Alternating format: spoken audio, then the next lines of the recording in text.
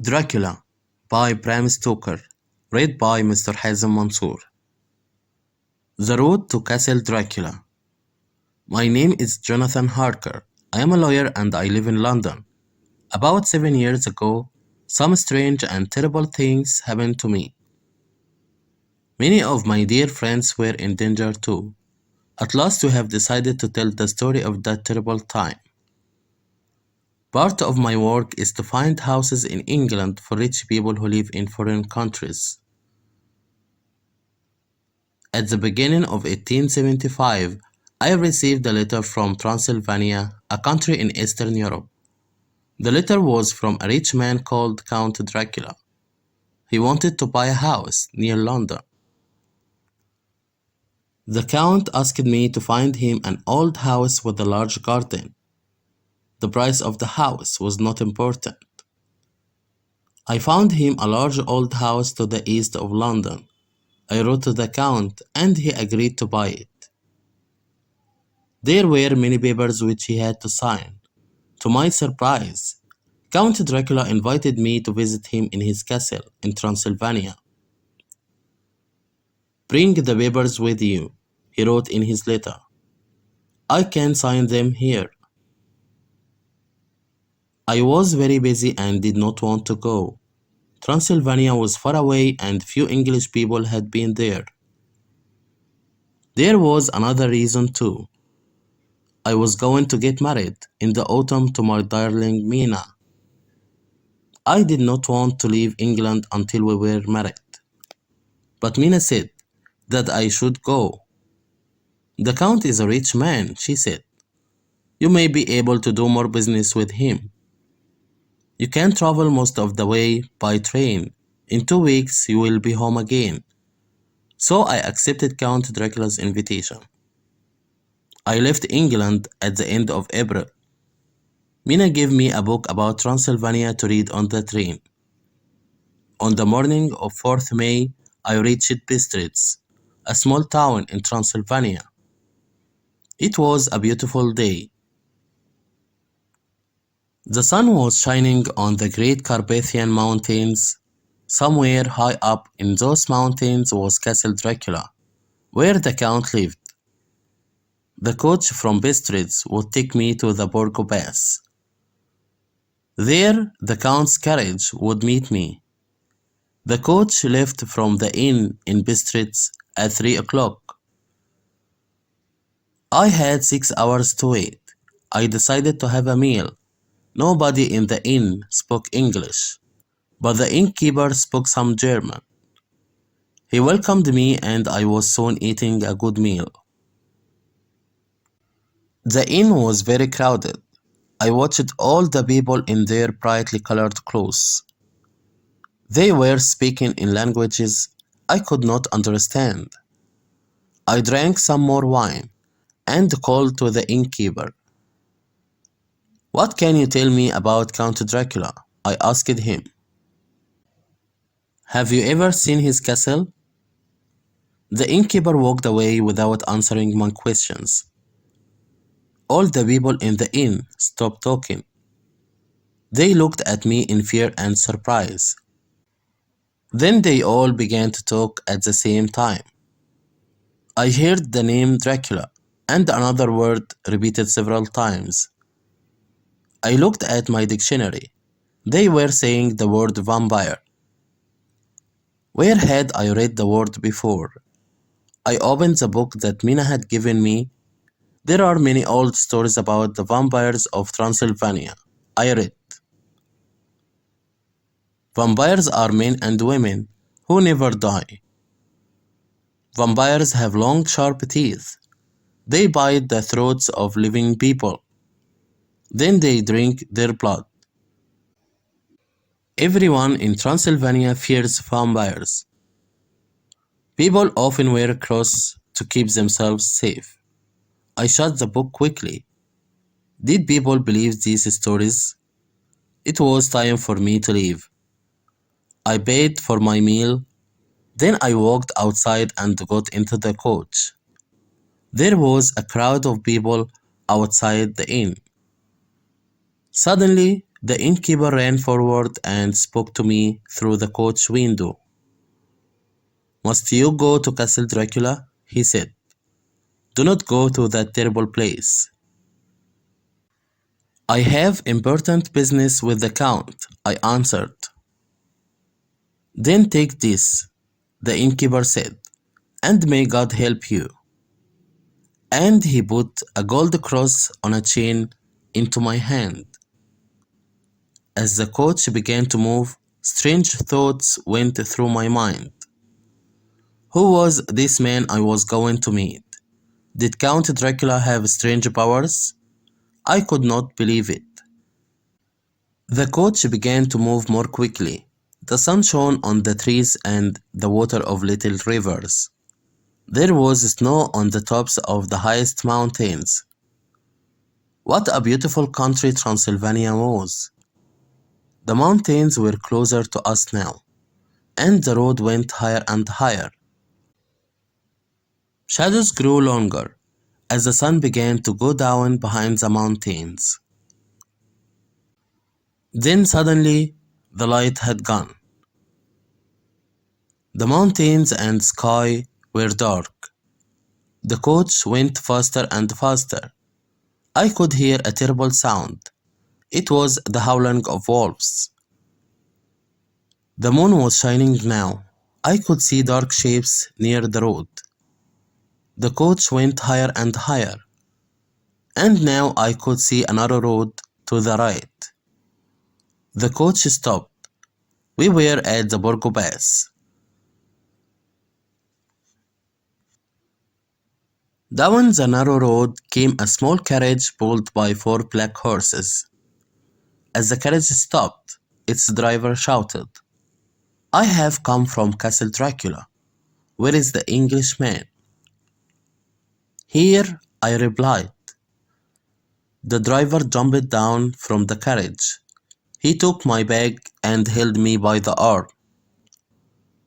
In a moment, I was sitting beside him, and the black horses were galloping up the narrow road.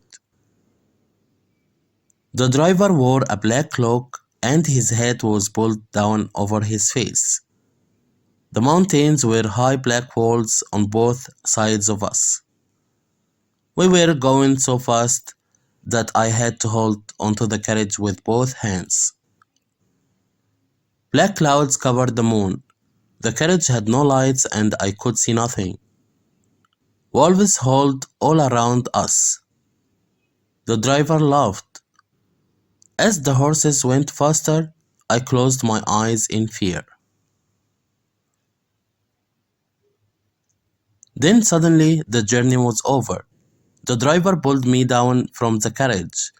He threw my bag beside me. In a moment, the carriage and the driver had disappeared. I had arrived at Castle Dracula. Chapter 2. A Prisoner in the Castle. I looked up at the high castle walls. There were no lights in any of the windows. In front of me was a great wooden door. As I stood there, I heard the door being unlocked. It opened slowly. A very tall old man was standing there. He held a lamp in his hand. His hair and face were white, and he was dressed in black. He held his lamp up high and said, "Welcome to my home. Enter Castle Dracula, Mr. Harker." As I stepped inside, Count Dracula took hold of my arm. He was terribly strong, and his hand was as cold as ice. The Count locked the door carefully and put the keys into his pocket. I followed him down long passages and up winding stairs. I walked like a man in a dream. At last the Count opened the door and led me into a room without windows. I could see two open doors. Through one door I could see a bedroom. Through the other door, I could see food and drink on a table. When you are ready, my dear friend, the Count said, I shall be waiting for you. In a few minutes, I was sitting at the table. I was very hungry. The Count told me he had already eaten. Later, we sat together near the fire. The Count spoke good English, and he asked me many questions. I was tired and I began to feel very ill. The castle was completely silent, but outside the wolves were howling. Can you hear the children of the night? The Count said quietly. Listen to their music. Count Dracula's face was very close to mine. The fire made his eyes shine with the red light. There was an unpleasant smell in the room. I wondered what it was. The Count smiled. He had very red lips and his teeth were long and sharp. You are tired, he said. It is time for you to sleep. That night I had strange and terrible dreams. In my dreams I heard the sound of wolves and strange laughter. When I woke up, it was late in the morning. There was fresh food in the other room and a note from the Count on the table. I have to leave you alone today, I read. You can go anywhere in the castle, but some doors are locked. Do not try to open them. D.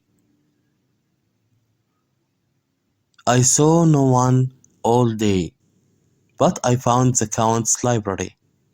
It was full of books about England, and I spent the day reading them. I was still reading when Count Dracula returned in the evening. These books are my good friends, he said. They have told me a lot about your country. And now I have you, Mr. Harker, to talk to. You speak English well, Count, I said. The Count smiled and showed his sharp white teeth. You must tell me about my new house, he said. And you have papers for me to sign.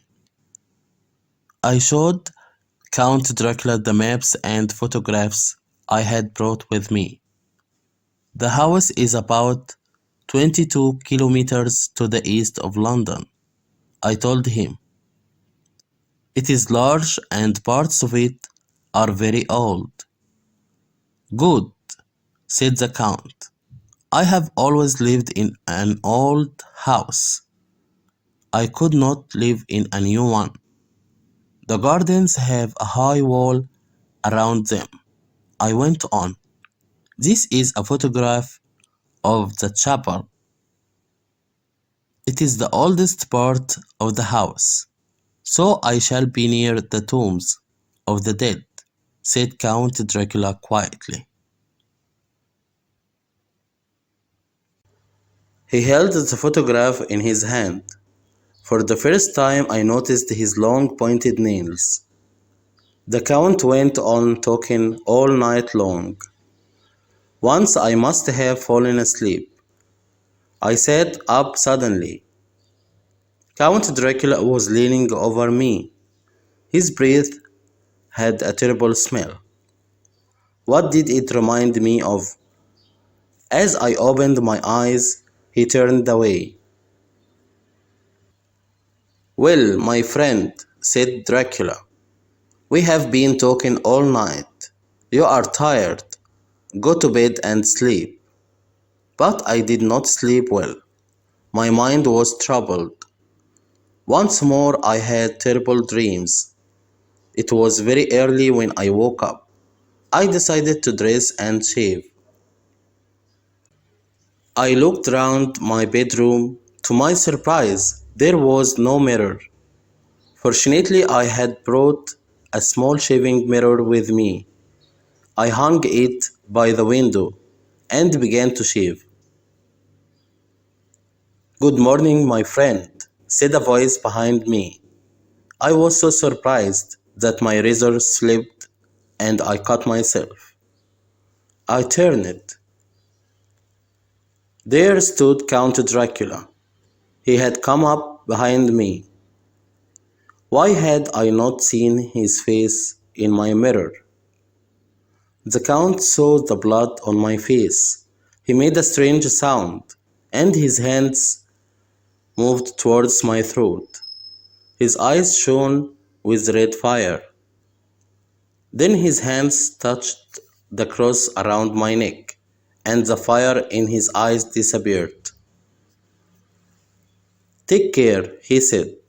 "It is dangerous to cut yourself in Castle Dracula, and this mirror is not needed here." As he spoke, he threw my mirror out of the open window. It broke on the stones far below. The Count turned and left the room. When I went to have my breakfast, he had gone. I was by myself once again. I was very restless. I spent the day looking round the castle. Wherever I went, I found locked doors. Some windows opened, but they were high up in the castle walls. The ground was hundreds of meters below. There was no way out of the castle, except for Count Dracula. I was completely alone. Was I a prisoner in this strange and terrible place? Chapter 3. The Vampires. Time passed slowly. I always saw the Count at night. During the day, I sat in the library reading a book. Sometimes I walked slowly through the long passages of the castle. The papers were signed, and I was ready to leave. But Count Dracula would not let me go. Every evening he asked me more questions about England. Every evening I asked to leave, but he always smiled and would not answer. I was full of fear. The Count had a strange power over me, which grew stronger every day. I could not think clearly. Would I ever escape from Castle Dracula? Then one day I found a room with an unlocked door. As soon as I went into the room, I felt very tired. I lay down on a couch opposite the window. When I opened my eyes, it was getting dark, but the air was full of golden dust. It slowly changed into the shapes of three young women. They were very beautiful. I felt afraid of them, and yet I wanted them to touch me. I wanted them to kiss me with their soft red lips. My body felt heavy. I could not move. "Go on," one woman said to another. "You are the first, but he is young and strong. There will be kisses for us all." One of the women moved towards me. She smiled. Her teeth were sharp and white. I closed my eyes as she leaned over me. I felt her long hair on my face. She made a strange sound and licked her red lips. Her sharp teeth touched my throat. Now I thought, now, kiss me, kiss me. There was a sudden shout. Count Dracula had come into the room and pulled the woman away from me. "Get back! He is mine! How dare you touch him?" he cried. "Oh, you are cruel," said the woman, with a terrible laugh. Have you never been in love? You know, I have, the Count replied. That is why you are here. Wait a little longer, you will have your chance. I must have fainted. When I woke again, I was in my own room. It was daylight. The sun was shining brightly. I could see the gold cross on the table, where I had left it. It was now 19th May. I stayed near my room all day. When I saw the Count in the evening, it was difficult to hide my fear. But he smiled as usual and said, My dear Mr. Harker, I'm happy to have you as my guest. But I know you want to see your Mina again. The Count put some paper and 3 envelopes on the table. The post in Transylvania is not good, he said. But write what I tell you and Mina will get your letters. He told me what to write. He made me put dates on the letters. The last letter was dated 29th June. What could I do? I was terribly afraid. I wrote down the Count's words. In the last letter, I told Mina that I had left the castle and was on my way home. I knew then that Count Dracula meant to kill me, but not yet. It was 6 weeks until 29th June. I had 6 more weeks to live. The days went by. I was Dracula's prisoner. And he, what was he? Would I ever know the truth about him? Then it was 29th June. That night, Count Dracula spoke to me. My dear friend, you and I must part. Tomorrow I must go to England. Perhaps one day we shall meet again. What did he mean? I had to find out the truth. I decided to follow Dracula to his room. He went in and locked the door behind him. I heard the window open. I looked out of a window in the passage. I could see the window of the Count's room. As I watched, Dracula came out of the window and moved down the wall. Head first, his black cloak looked like the wings of a huge bird. In the bright moonlight, I watched him move down the wall and out of sight. I had to think. I had to make a plan. I went back to my room and looked again at my book about Transylvania. Vampires always hunted and killed at night. Sometimes they became animals, but during the day, vampires lost their strange powers. I had never seen Count Dracula during the day. If I went to his room in daylight, perhaps he could not harm me. Perhaps I could take his keys and escape at last. All night I waited by the window in the passage. At dawn, Count Dracula returned. When the sun was high in the sky, I climbed out of the window. I moved carefully down the wall and across to the Count's open window. There was nothing in the room except a great heap of golden coins. One door was locked, but the second one opened, and I went through it. A stone stairway went down and down to a long passage. I was in an old chapel. The stones in the floor had been taken away. There were great holes where the earth had been. The chapel was full of wooden boxes, 50 of them. Their lids had not been fixed on. Each box was full of earth. One box was covered and I lifted the lid. There on a heap of earth lay Count Dracula. His white hair was dark grey. His thin white face was fat and red.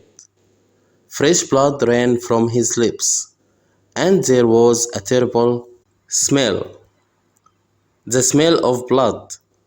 The vampire was resting after his meal.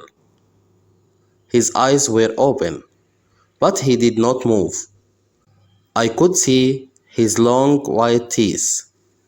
At that moment I heard shouts and the sound of many feet. I ran back through the door and into the passages. The door closed behind me. I stood there listening. The chapel was full of men. They were hammering down the lids of the boxes. Then I heard them pulling the boxes along the ground. A door was shut and locked. Count Dracula was on his way to England, and I was locked inside his castle. I ran down the passage, up the stone stairs, and back to the Count's room. I put some of gold coins in my pockets and ran to the open window.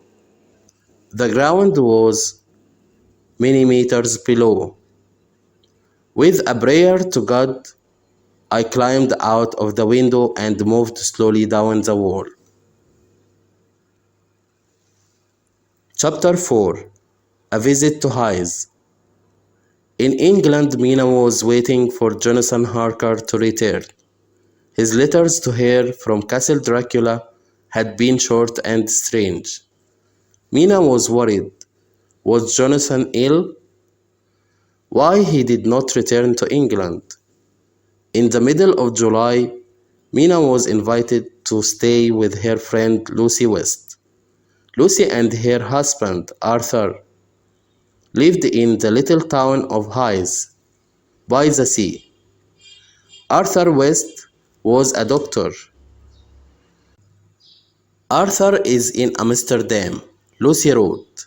He's staying with Professor Van Helsing, his old teacher. Come and stay with me until your Jonathan returns. Hythe is not far from London. The sea air will be good for you. Mina traveled down to Hythe the following day. The weather was good, and the two young women went out walking every day. Sometimes they walked by the sea, but most of all, Lucy liked to walk to the old church on the hill. She enjoyed sitting in the quiet old churchyard. Mina and Lucy slept in the same room. One night, near the end of July, Mina woke up suddenly. Lucy was walking out of the bedroom door, but she was fast asleep.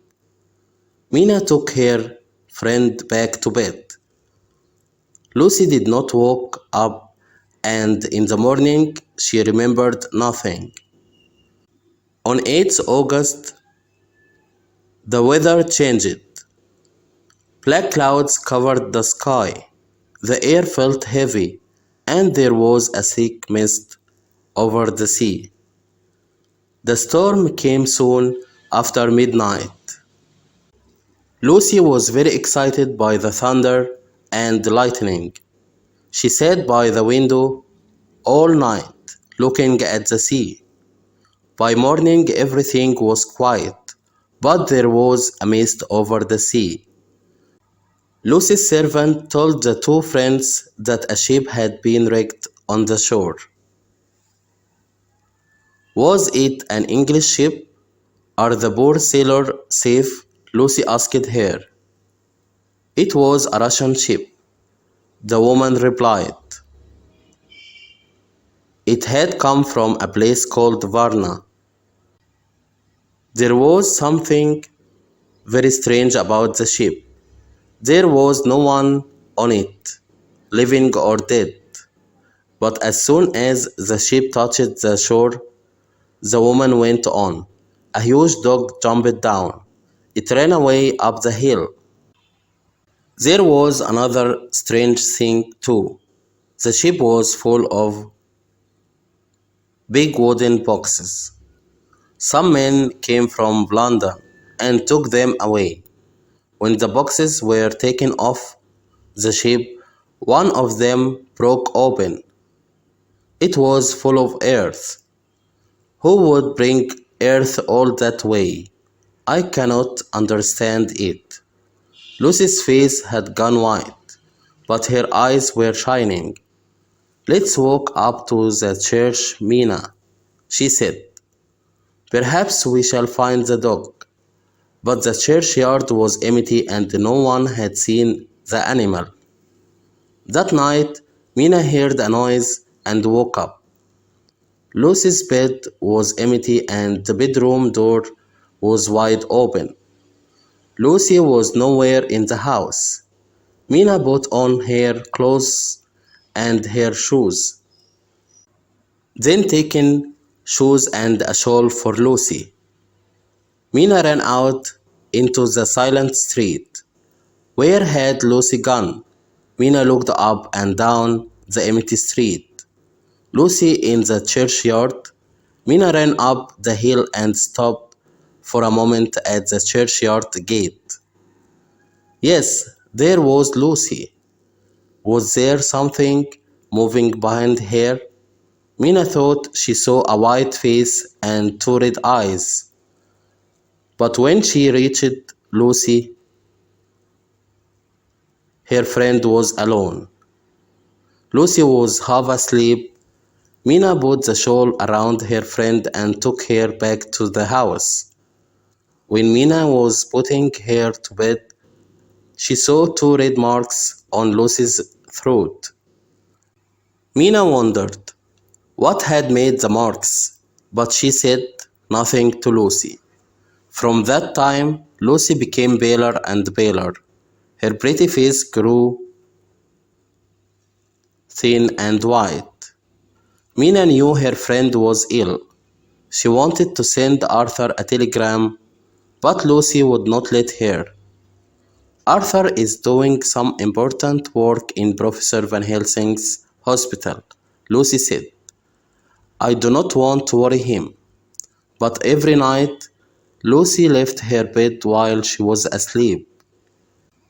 Mina had to lock the bedroom door to keep her friend safe. One night, Mina found Lucy leaning out of the open window. A huge black bird was sitting beside her. When Mina moved near, the bird flew slowly away. Lucy was fast asleep, but she was holding her throat. The two marks were still there. They looked very red and painful. Then on 19th August, Mina received a letter from a hospital in Budapest. Oh, Lucy, Jonathan is safe, Mina cried. He has been very ill, but now he is asking for me. I do not want to leave you. You are not well, but I must go to Budapest. Of course, my dear, Lucy said. You must go to Budapest. Mina traveled by train to Budapest. It was a long journey. At last she was able to hold her dear Jonathan in her arms. How thin and pale he was. Why didn't you tell me you were ill? Mina asked. What happened at Castle Dracula? I cannot talk about Castle Dracula now, Jonathan whispered. But we will get married at once. I will never leave you again. Mina and Jonathan were married on 1st September in Budapest. They did not reach England until 18th September. The weather in London was fine and warm. Mina and Jonathan drove slowly through the city in the early evening. The streets were full of happy people. Suddenly, Jonathan gave a terrible cry.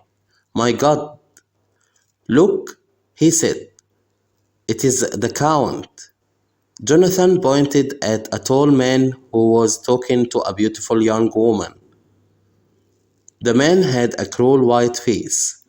As he smiled, Mina saw his red lips and sharp white teeth. Count Dracula is here in London, Jonathan cried. I was not mad. Those things did happen in Castle Dracula. Please, Jonathan, you will be ill again, Mina said. The Count has a house near London. Why shouldn't he be here? There is terrible danger, Jonathan told her. I will tell you all about it when we get home. As they drove up to their home, a servant opened the door. She held out a telegram. This has just arrived, madame, she said. The telegram was from Dr. Arthur West, Lucy's husband. As Mina read it, her eyes filled with tears. The message was very short. My dear wife is dead. She was buried yesterday. Arthur. Lucy dead? I can't believe it. Jonathan said quietly. How did it happen? Arthur must come and stay with us, Mina said. I'll send him a telegram at once.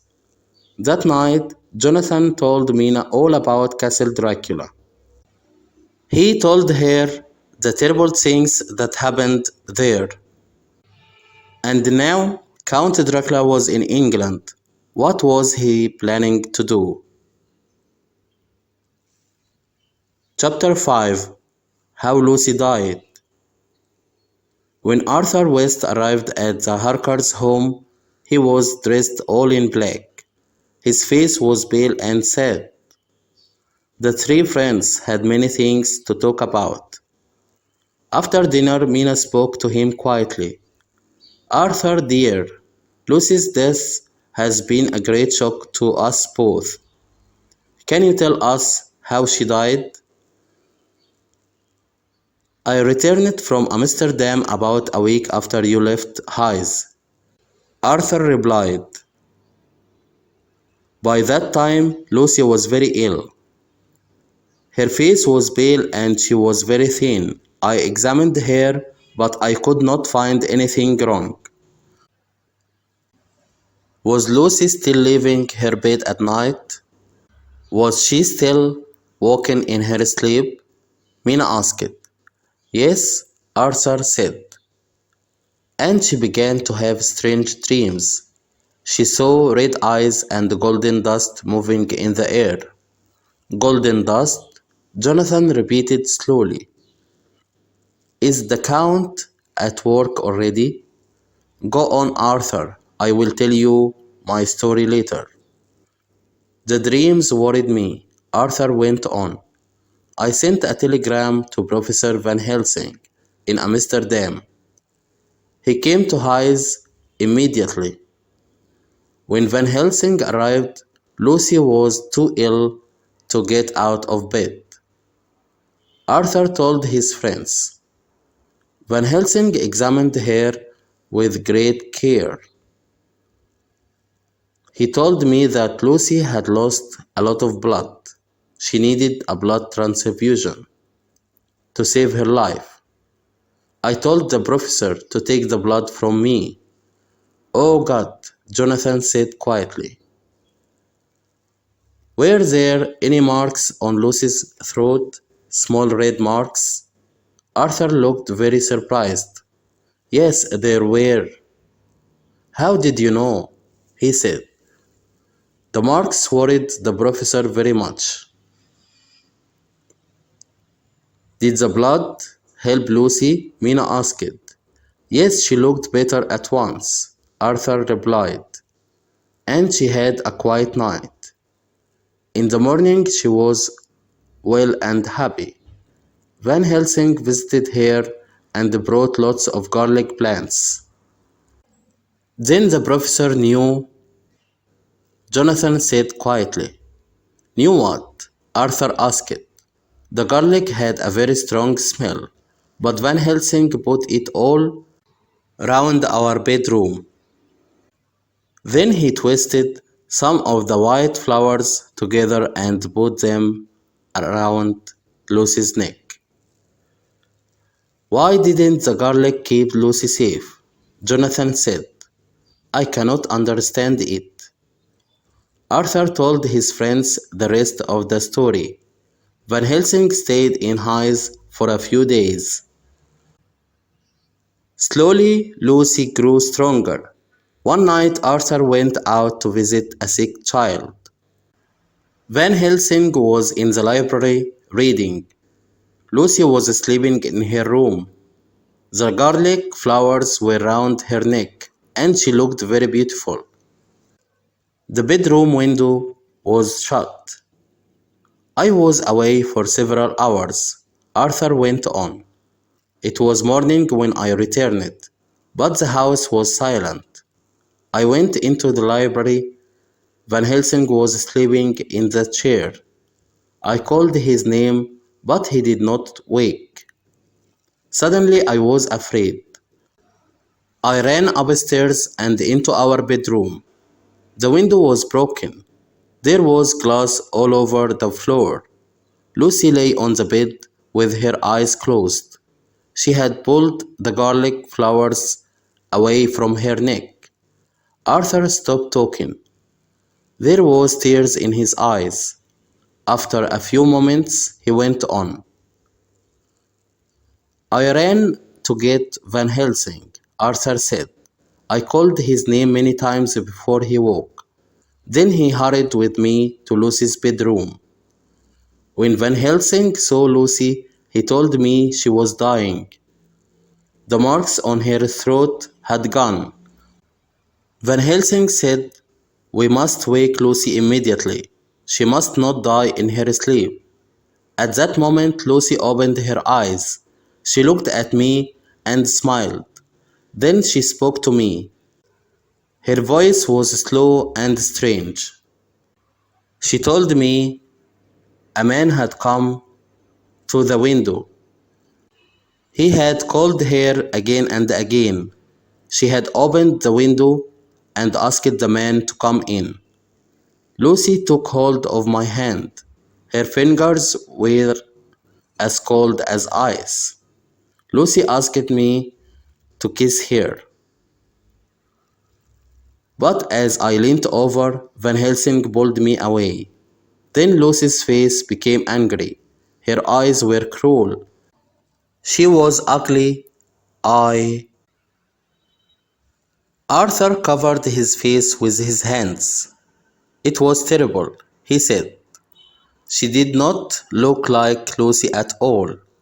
Poor Lucy, Mina said, and she held Arthur's hand.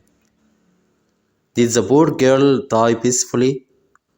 Yes, thank God, Arthur replied. When she opened her eyes, she was beautiful again, but Van Helsing would not let me kiss her lips. So I kissed her hand and her long black hair. Then she died. Dear Lucy is at peace now. Is she at peace? Jonathan said quietly. Has the professor gone back to Amsterdam? Yes, he has, Arthur replied. But he said he would return if anything happened to Lucy. I did not understand him. Lucy is dead. Mina looked at her husband. Their eyes were full of fear. Had Dracula been drinking Lucy's blood? Was she a vampire too? Chapter 6. The Beautiful Lady of Hythe. After few days, Arthur West returned to his lonely house in Hythe. Jonathan and Mina did not say anything to Arthur about their fears, but they read the newspaper carefully every day. Then one morning, Jonathan saw these words: "The beautiful lady of Hythe." The young mothers of Hythe are very afraid. Something very strange is happening in this little town by the sea. Some young children have disappeared from their homes. When they were found, the children were safe, but they all told the same strange story. They had met a beautiful lady with long black hair. She had smiled at them and kissed them. All the children were found again in the old churchyard on the hill. They were very pale and they all had small red marks on their throats. Who had taken them there? Was it the beautiful lady? What had made the marks on the children's necks? There have been no answers to these questions. Is Lucy the beautiful lady? Mina asked. Are the little children her first victims? I am afraid they are, Jonathan answered. I will send a telegram to Van Helsing at once. He is the only man who can help us, and poor Lucy too. Professor Van Helsing left Amsterdam as soon as he received the telegram. He went at once to the Harkers' home in London. Mina welcomed the old man with tears in her eyes. Thank you for coming so quickly, she said. We do not have much time, Van Helsing answered. I will do all I can to help. That night, Jonathan told the professor about Castle Dracula. The professor asked many questions. You were lucky to get away from Castle Dracula, the professor said at last. Vampires have terrible powers. Count Dracula is the most powerful of them all. And I helped him to come to England, Jonathan whispered. What does he plan to do here? Can we stop him? Let me tell you all I know about vampires, Van Helsing answered. I have studied their history and read many books about them. Some vampires are hundreds of years old. They live on blood, which they take from living people. But vampires stay alive after they have been buried. Their victims die when they have lost all their blood. Then they become vampires too. That is what happened to poor Lucy, Mina said sadly. How can we help her? Is there anything we can do? We have to do three things to stop the vampire, Van Helsing replied. First, we must open Lucy's coffin. Then we must hammer a sharp piece of wood through her heart. Lastly, her head must be cut off. Then she can rest forever. Dear Lucy, how terrible, Mina said quietly. How can we tell poor Arthur? We must go to Hythe at once. Mina, the old professor said. We must help Lucy as quickly as we can. We all loved her. We are the only ones who can help her. I shall be happy to help her, Jonathan said quietly. After we have helped Lucy, we must fight the Count himself, the professor said. No one in England is safe until the greatest vampire of all is destroyed. The three friends left immediately for Hythe. They told Arthur that Lucy had become a vampire. At first he was very angry, but Jonathan told Arthur what had happened at Castle Dracula. Then Arthur knew that their terrible story was true. Arthur, Jonathan, and Van Helsing went to the churchyard late that night. Lucy West had been buried in the family vault in the churchyard. The professor was carrying a large bag. Arthur opened the vault with his keys. The three men stood quietly around Lucy's coffin. Look carefully, the professor said. The vault has not been opened since Lucy's funeral, has it? Now watch. Then, with a long piece of iron, Van Helsing began to open Lucy's coffin. There, he said as he lifted the lid. At first, Arthur did not want to look. Lucy had been dead for nearly 2 weeks. Then he gave a terrible cry. My God, the coffin is empty, he shouted. Where is my wife? I can answer that, Jonathan said quietly. Lucy needs blood. She is looking for another victim. It is true, Van Helsing said. Let us wait in the churchyard for Lucy to come back. They left the vault and Arthur locked it again. Van Helsing led them to a dark part of the churchyard. They waited. The time passed very slowly. Then, in the moonlight, they saw something white move towards Lucy's vault. Arthur gave a cry and stepped forward. My God, it is Lucy, he shouted. The thing turned its head and looked straight at them. The moon was very bright and the three friends could see everything clearly. What they saw filled them with fear.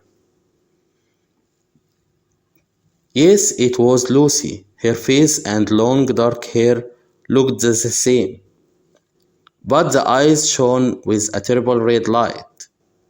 Blood was running from her lips onto her white dress. She smiled and they could see her sharp white teeth. Arthur, my love, come to me, she whispered. She held out her hands and walked towards him. Come to me now, and never, never leave me. Arthur took another step forward. Lucy opened out her arms to hold him. Van Helsing ran in front of Arthur and held up a large cross. When Lucy saw the cross, she stopped smiling.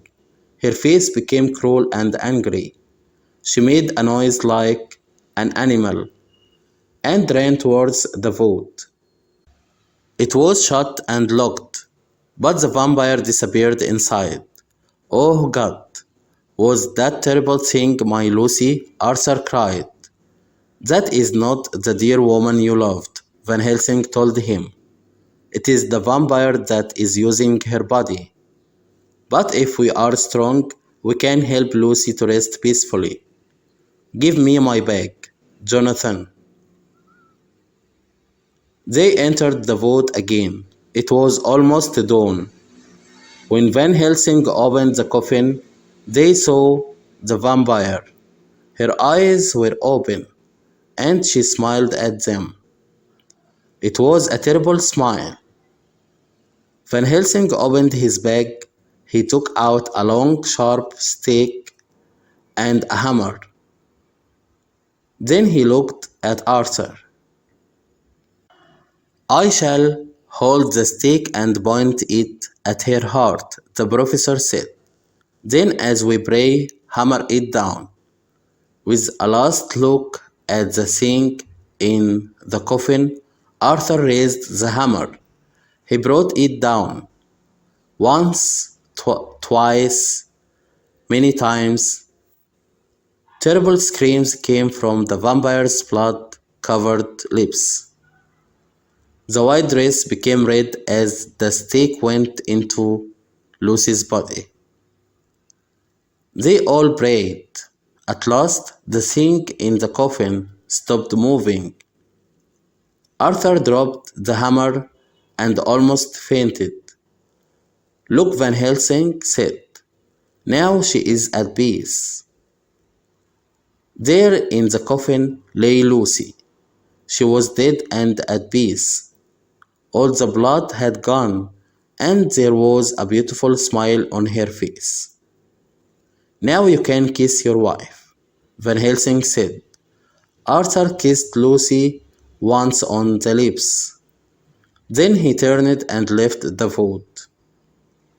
Van Helsing and Jonathan worked together. They cut off Lucy's head. Then they all closed the coffin lid and hammered it down.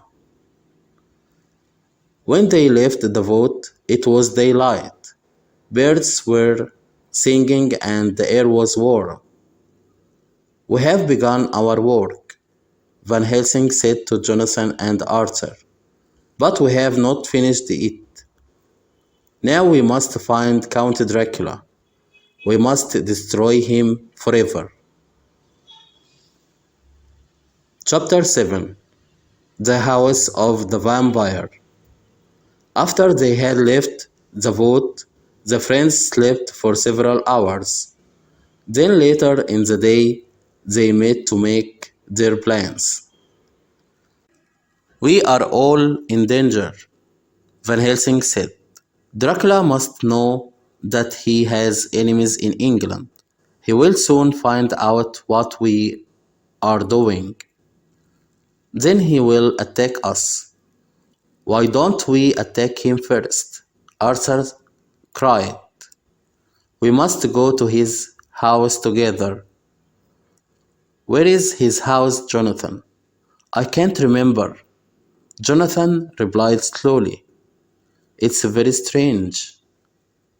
I think Dracula has made me forget. All the papers about his house are in my office in London. Then let us all go back to London quickly, said Van Helsing.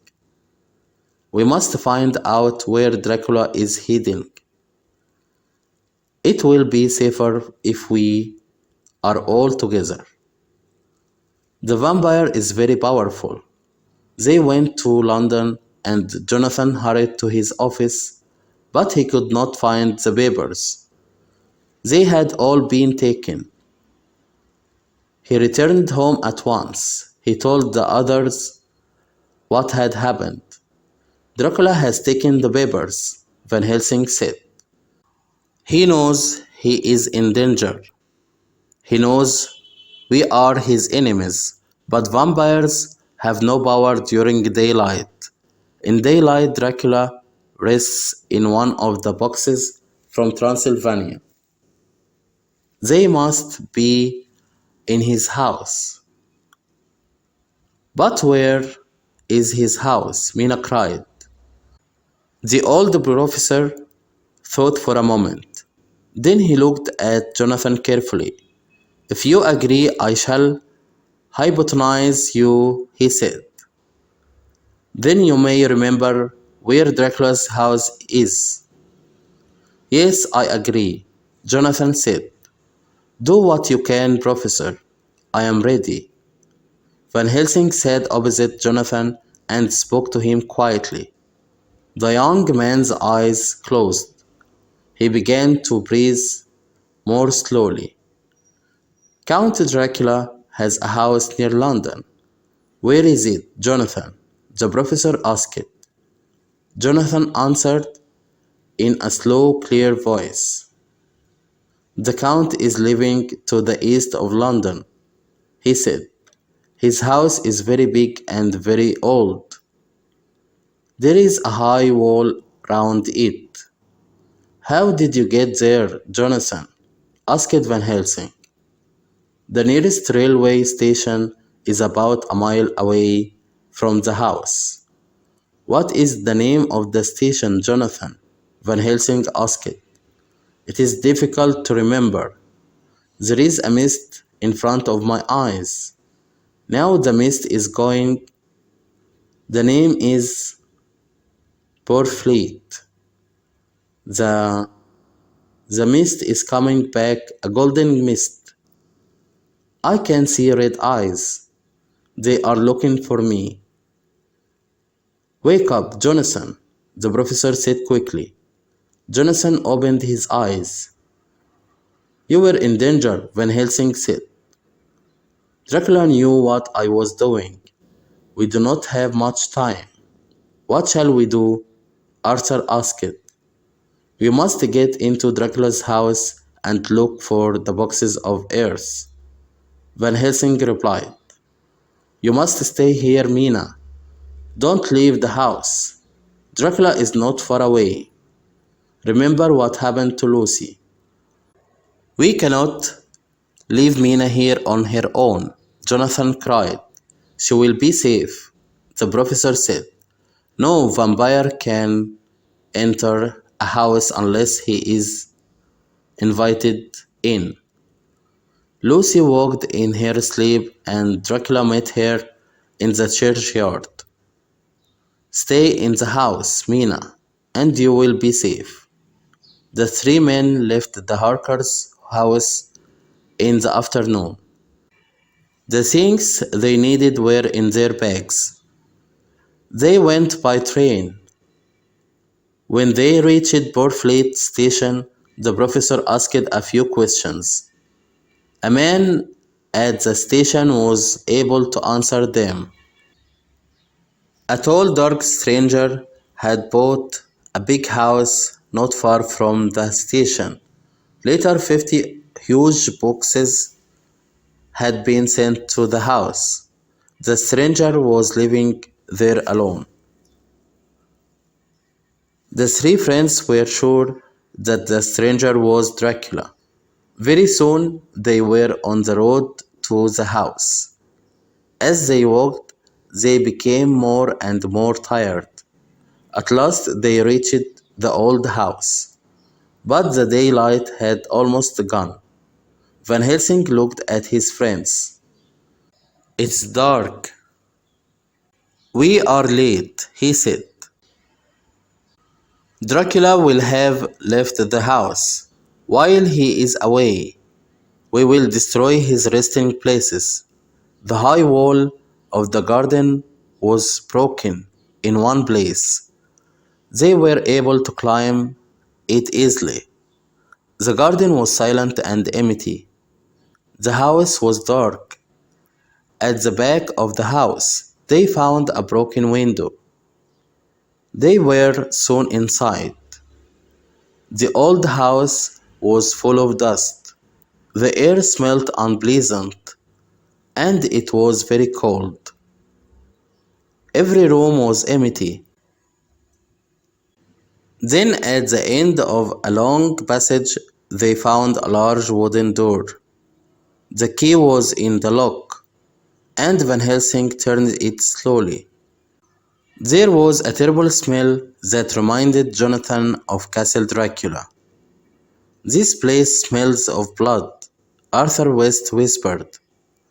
As he held up his lamp, rats ran away from the light. Some steps went down to the old chapel. There on the cold wet stones were the wooden boxes. Those are the boxes I saw in Castle Dracula, Jonathan said quietly. We must work quickly, the professor said. Opening his bag, Dracula must not find us here. Inside every box we will place some holy bread. Then the vampire will be in our power. The men worked for many hours, one by one. The boxes were opened, then holy bread was placed on earth inside. The lids were hammered down. The two young men worked together. Old Van Helsing stood by the open door at the top of the steps. He held a cross in his hand. Jonathan and Arthur had one more box to open. Suddenly Van Helsing gave a cry. "The Count! The Count!" he shouted down to them. "The vampire is coming back. We have no more time. Leave the last box and follow me." One box was left unopened. Jonathan and Arthur ran up the stone steps, and after the professor. As they reached the broken window, they heard a terrible cry. They turned quickly. Count Dracula was coming towards them. His face was white and angry. His eyes shone with red fire.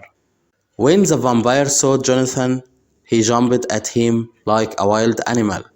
But Van Helsing stood in front of Jonathan and held up his cross. Dracula stepped back. "You cannot stop me," he cried out. "I am Dracula. I have lived and fought my enemies for hundreds of years. I have fought armies. How can three men stop me now?" Suddenly the house was full of strange mist. The three friends hurried to the little station. They caught a train to London. When they reached Jonathan's house, it was quiet. Jonathan unlocked the front door and the three men went upstairs to their own bedrooms. Jonathan opened his door quietly, and then he gave a terrible cry. His friends ran into the room after him.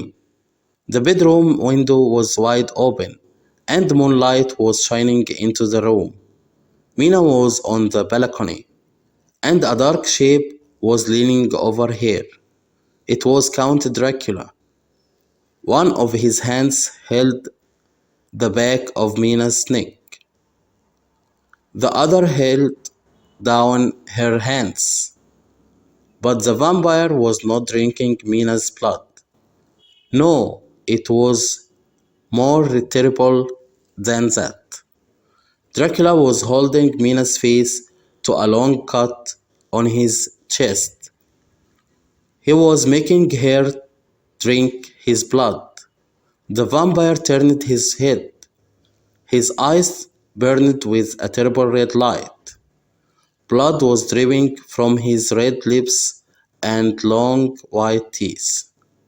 The vampire had already taken his meal of blood. Dracula gave a cry of anger, but Van Helsing was ready for him. The old doctor held his cross up high. A cloud covered the moon. It was suddenly dark. When the moonlight shone again, Dracula had gone. A little golden dust moved over the balcony. Poor Mina was almost mad with fear. When she saw Jonathan, she began to cry and cry. Van Helsing carried Mina back to the bed. Then he washed the blood from her face and neck. "My dear Mina," the old man said, "you are safe now. Can you tell us what happened?" "Oh, Jonathan, why did you leave me?" Mina cried. "I thought you were safe," Jonathan answered, as he held his wife's hands. "I was asleep," Mina said. "I was dreaming. I saw a cloud of golden dust.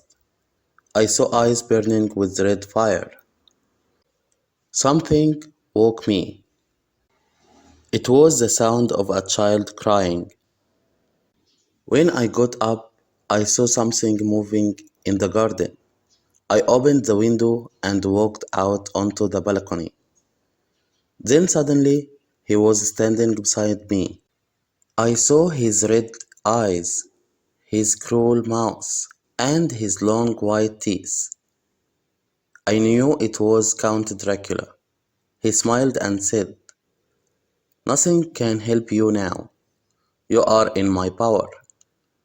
Mina covered her face with her hands.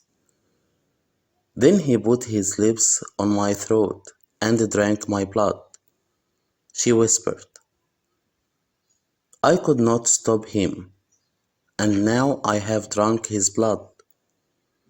I am a vampire too. No, no, Jonathan cried. It is the truth, Mina replied. I have drunk the Count's blood, and I am in his power. I must do what he wants, even if I harm you, my husband. Then Mina looked at Van Helsing with tears in her eyes. The vampire has won, she said. No, Van Helsing cried. He is afraid, I am sure of it. He cannot stay in England now. He will use the last box to return to his own country. Sleep now, Mina. You must rest. But Mina went on speaking. I have drunk the Count's blood, and I am in his power, she said. But perhaps we can use this power to destroy him. Hypnotize me, Professor, before dawn. I think I can tell you what the vampire plans to do. Van Helsing sat down beside Mina and moved his hand before her face. Her eyes closed. Where is Count Dracula? What does he plan to do? Van Helsing asked. It is dark, Mina replied. Her voice was slow and clear. I can hear moving water. Oh, the vampire's power is strong, but I hear a ship and men shouting.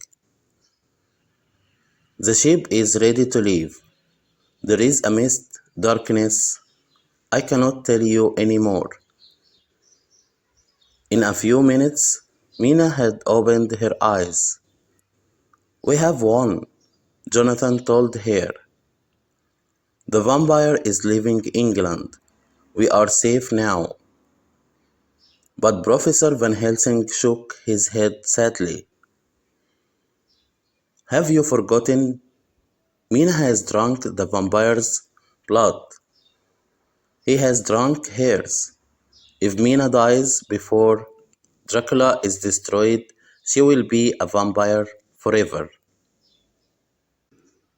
Chapter 8 The Flight of the Vampire. Count Dracula's plan had failed. The vampire was returning to his own country. In Transylvania he would be safe. If the vampire reached Castle Dracula, he could rest and grow strong again. And while he lived, Mina was in terrible danger. Count Dracula had to be destroyed before he reached his castle. Arthur and Jonathan went to the port of London the next day. They found that a ship called the Queen Catherine had left for Varna. Varna was a port on the Black Sea. Dracula had traveled from Varna in July. When it was dark, a tall man had carried a huge wooden box onto the Queen Catherine. The man was Count Dracula. A thick mist had covered the ship before it sailed, and Dracula was in the box. The three men began to make their plans at once. Mina was resting in her room. Vampires cannot cross water without help, the professor explained. But Dracula is traveling by ship because it is easier. He will not have to move his box until the ship reaches land. When the ship reaches Varna, Dracula will wait for darkness. Then he will carry the box from the ship. Later the box with the Count inside will be taken to Castle Dracula. There the vampire will be safe. Then we must follow him, Arthur cried. We must. Van Helsing held up his hand. Before we decide what to do, he said, I have something to tell you. Mina must not know our plans. Why not? Jonathan cried angrily.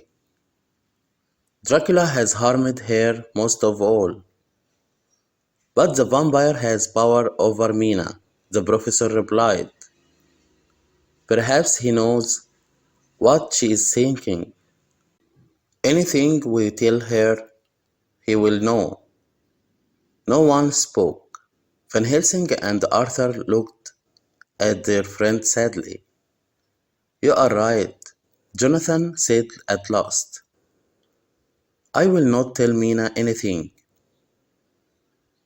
Then let us follow Dracula, Arthur said. I have money. We could hire a small fast ship and... No, we must follow Dracula by land, Van Helsing replied. He will make the ship go quickly, but the ship will take 2 weeks to reach Varna. By land we can get there in a few days. So we shall be waiting for him when he reaches Varna, Jonathan said. No, not you, Jonathan, Van Helsing said. You must stay here and look after Mina. As he spoke, the door opened. Mina stood there. Her face was pale. No one will stay here to look after me, she said. I'm going with you. You will be in great danger if you come with us, the professor said. The nearer you are to Dracula, I know the danger, professor, Mina replied. If Dracula calls me to him, I shall have to go. But you can hypnotize me. Then I can tell you where the Count is. The professor smiled. You are right, dear Mina, he said. Mina held Jonathan's hand and looked at her friends. Every day, Dracula has more power over me, Mina said. If his power becomes too strong, you must kill me. At last the three men agreed. Thank you, Mina said quietly. Remember, if I became a vampire, I shall be your enemy too. In the second week of October, the four friends began their journey across Europe. They took the fastest trains and in a few days they were in Varna. Professor Van Helsing hypnotized Mina every day. He hypnotized her before dawn and before darkness came. Dracula's power was not as strong then. Mina always said the same words. Everything is dark. I can hear the wind. I hear the sound of moving water. So the friends knew that Dracula had not left the ship. They stayed in Varna waiting for news. More than a week passed. Every day Arthur went to the port. He asked if the Queen Catherine had arrived. Then at last news came. When Arthur told the others, his face was white. The Queen Catherine arrived at Galad's. At 1 o'clock today, he said. My God, what shall we do? Jonathan cried. Where is Galatz? Mina looked at her map. Galatz is a port on the river Danube, she said.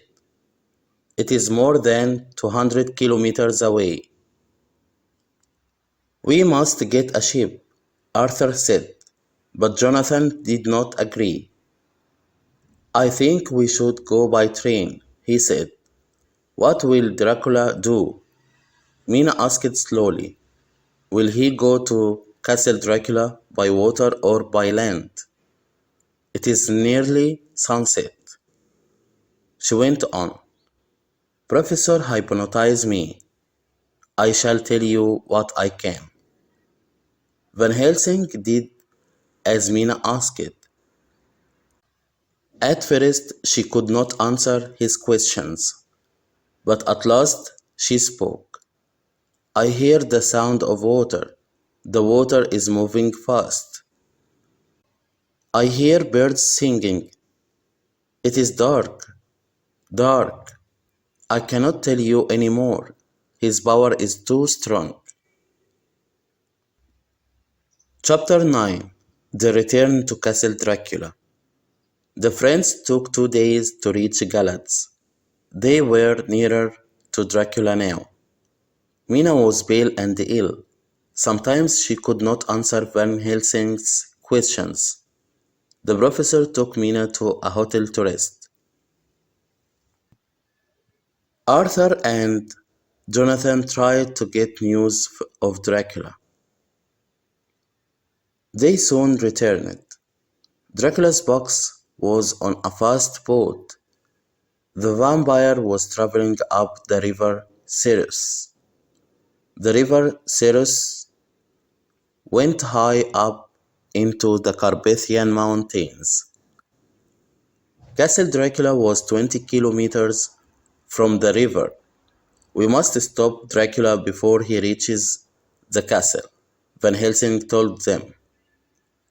In his tomb, the vampire will be safe, and then Mina will be in his power forever. We must go up the river after him, Jonathan said quickly. You and Arthur must do that, the professor replied. Mina and I will go by land to Castle Dracula. We will get there before the vampire. I will put holy bread in Dracula's tomb. On 23rd October, Mina and Van Helsing went by train to Vristi. At Vristi, the professor bought a small carriage and 4 fast horses.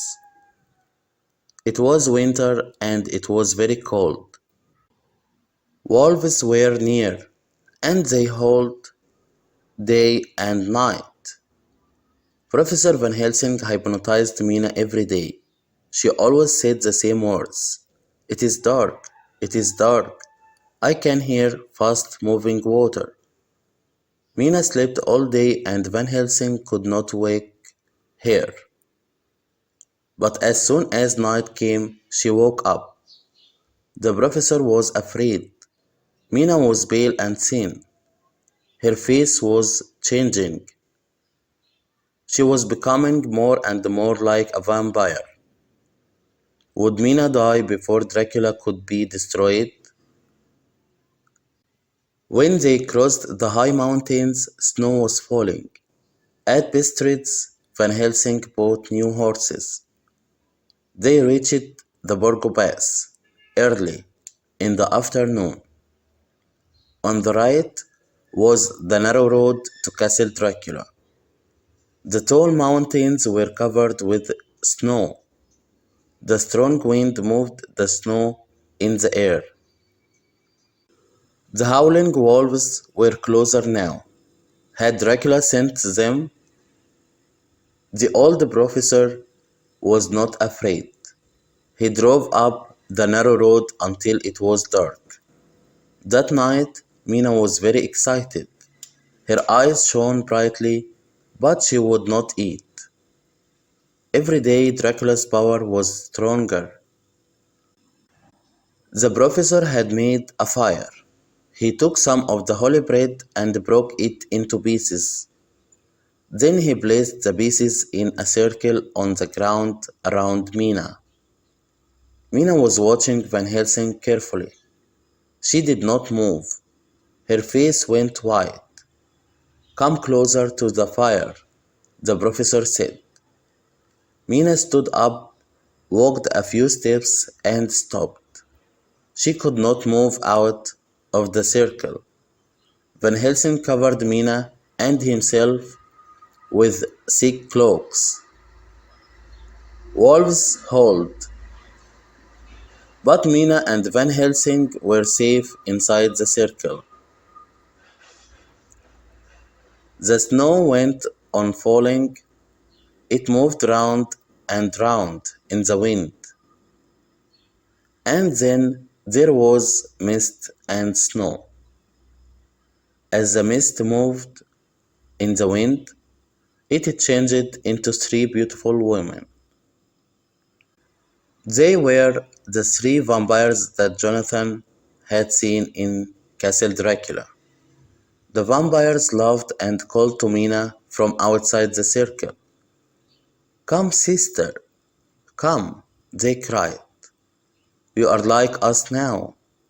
But Mina turned away and the vampires could not enter the circle.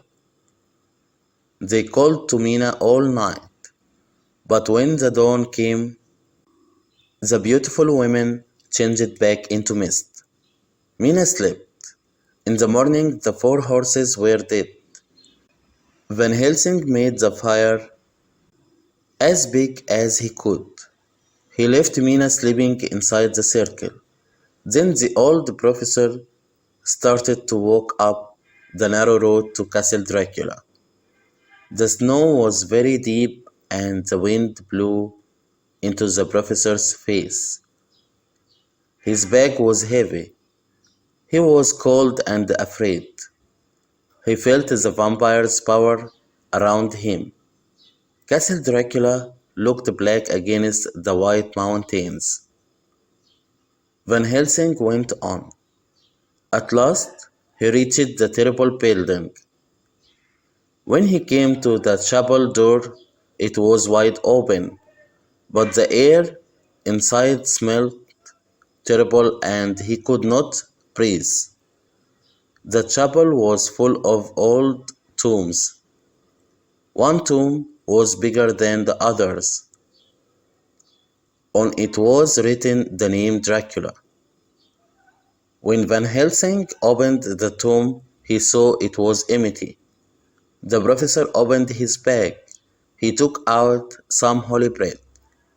He put the bread inside the tomb and closed the lid. The vampire would never enter it again. Then Van Helsing found the tombs of the three women vampires. They looked very beautiful. Their eyes were open, and they smiled at him. The old professor looked at them for a moment, but then he remembered Lucy. He took sharp stakes and hammered them through the vampires' hearts. How they screamed as he hammered down the stakes! But when the professor cut off their heads, the vampires changed. There was nothing in the tombs but dust. Then Van Helsing left that terrible place. Slowly he walked down the road to Mina. "My husband is near," Mina called out. "Quickly, I must go to Jonathan." The snow had stopped falling. The air was clear and cold. It was almost sunset, and the sun was red in the sky. To the north, Castle Dracula was a great black shape on the side of the mountain. Far below them, the river Ceres was black against the snow. They could see a narrow, winding road which went up the side of the mountain. Along this road, a cart was moving quickly. On the cart was a huge wooden box. Dracula was returning to his castle. Professor Van Helsing put his arm around Mina, but she was not afraid. "Look," she whispered. Behind the cart were two men on horses. "It is Jonathan and Arthur," Mina cried. "And they are moving faster than the cart." "The sun is going down behind the mountains," Van Helsing said. "Dracula must be destroyed before the light has gone." Jonathan and Arthur were galloping faster and faster. Their shadows were long and black on the snow. At last the two friends reached the cart. The driver tried to hit Arthur, but Jonathan pulled the man down from the cart. They fought together for a moment, and then the man ran off, shouting with fear. The black shadows had grown longer now. The light had almost gone. Was there time to destroy the vampire? Jonathan jumped onto the cart. He pushed the huge wooden box down onto the snow. The box broke open. There lay Count Dracula. The last light of the sun shone onto the Count's cruel face. Jonathan's long sharp stake was above Dracula's heart. As the stake went through the vampire's body, Dracula gave a terrible cry. Then Arthur's knife cut through the vampire's throat. There was silence, but there was no blood on the snow. Count Dracula's body was a heap of dust. Mina ran down the road and Jonathan took his dear wife in his arms. The vampire was dead. The years of blood and fear were over.